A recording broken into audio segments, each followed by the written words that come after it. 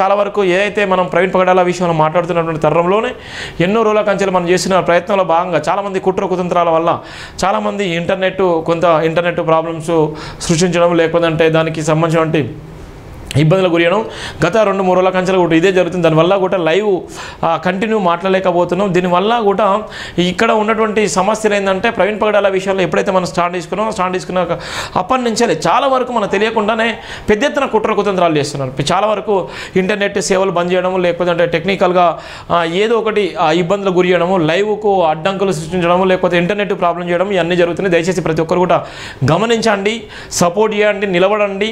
ఆత్మగౌరవ పోరాటం జై భీమ్ టీవీ, ఇది రాజ్యాంగానికి రక్షణ ఉన్నటువంటి నినాదం జై భీమ్ టీవీ. ప్రతి ఒక్కరు కూడా అండదండలుగా ఉండేటువంటి నేపథ్యం. ప్రతి ఒక్కరు కూడా ఈ వీడియోని షేర్ చేయండి, ప్రతి ఒక్కరు కూడా అండగా నిలబడండి. జై భీమ్ టీవీకి pay back to the society చేయండి. ఎన్ని కుట్రలు కుతంత్రాలు చేస్తున్నారు మీ అందరికీ తెలిసినటువంటి విషయమే. ప్రతి ఒక్కరు కూడా అండగా నిలబడతారని కోరుకుంటూ థ్యాంక్ యూ సో మచ్. జై భీమ్ ఆల్.